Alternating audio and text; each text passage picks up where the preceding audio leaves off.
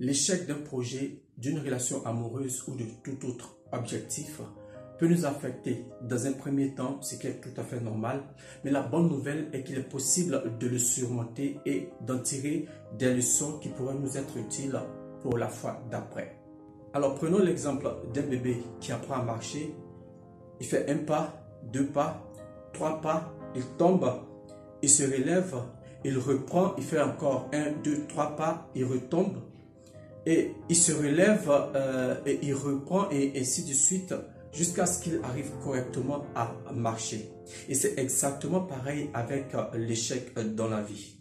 Avez-vous déjà rencontré une personne dont la vie n'est qu'une succession de réussites, qui enchaîne succès sur succès sans être confronté à aucun échec? En tout cas, moi pas. Et je ne pense pas qu'une telle personne existe. L'échec fait partie de la vie. En cas d'échec, on réagit principalement de deux façons différentes. Soit on accepte et on le surmonte dans l'espoir de réussir la prochaine fois, ou soit on abandonne du fait de la déception, ce qui est totalement à éviter si on veut réussir à atteindre ses objectifs. Et dans cette vidéo, je partage avec toi 7 façons différentes de surmonter son échec et atteindre ses objectifs.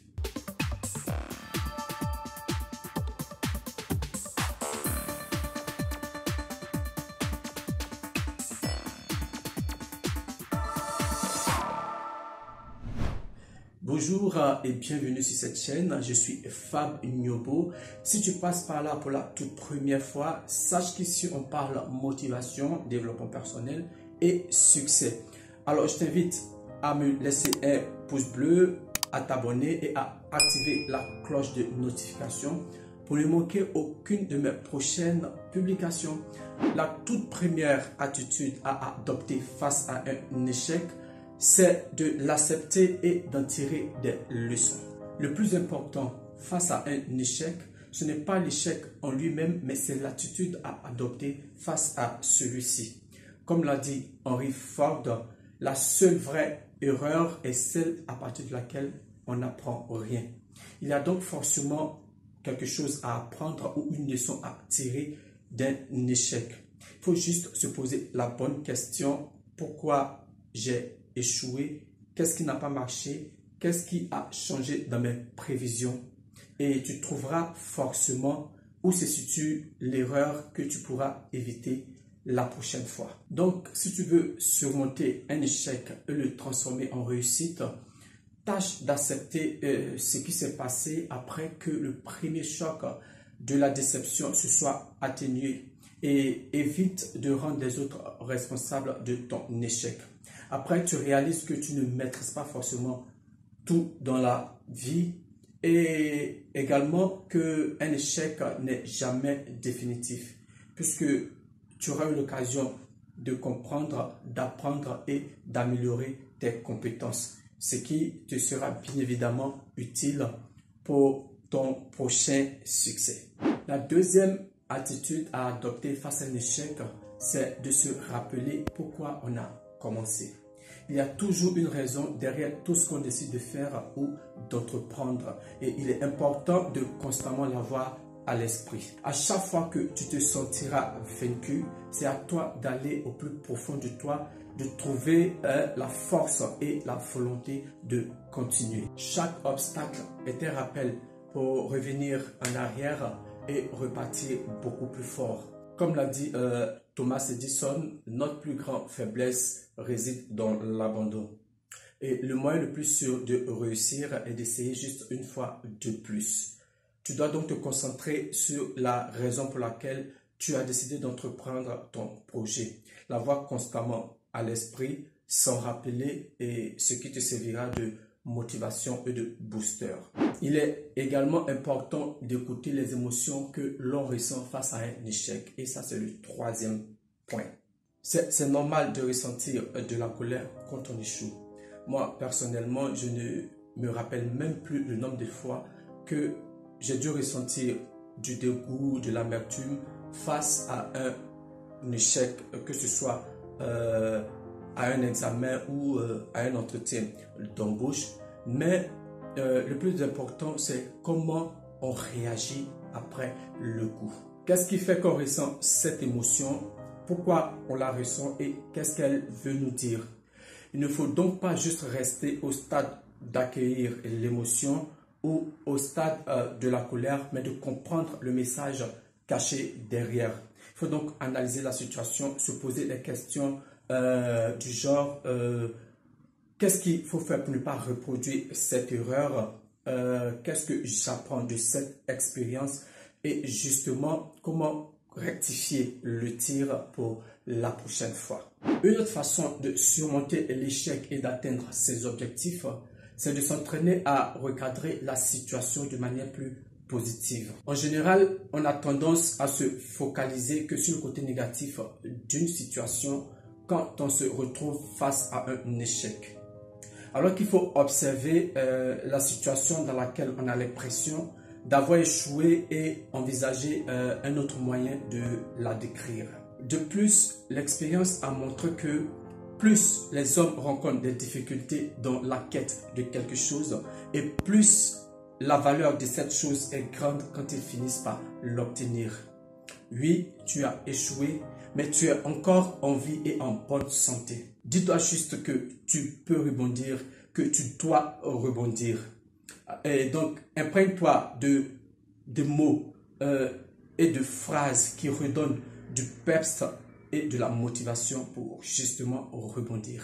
Et un autre point très important pour surmonter l'échec et atteindre ses objectifs, c'est de trouver un système de soutien et c'est le 5e point. J'ai personnellement échoué dans tant de choses et dans pas mal de domaines dans ma vie que je ne pourrais même plus les énumérer si j'essayais. Ce que je faisais, c'est que c'était une lutte en silence. J'avais tellement peur de partager mes échecs à mon entourage, de peur qu'ils me jugent, qu'ils me critiquent, qu'ils se disent que je suis un échec, que je ne vaux rien, je suis bon à rien. Bref, c'était l'horreur. C'est vrai qu'il faut parfois se protéger et se préserver, mais cacher ses échecs aux autres, c'est une grosse erreur. Au lieu de cela, trouve des personnes qui ont déjà échoué ou pas dans ce que tu fais pour apprendre d'elles. Et de plus, tes histoires de lutte, de défaite ou de succès pourraient être une source de motivation ou d'inspiration pour certaines personnes et leur permettre de continuer. Le fait de trouver un système de soutien après un échec peut être vraiment bénéfique pour toi.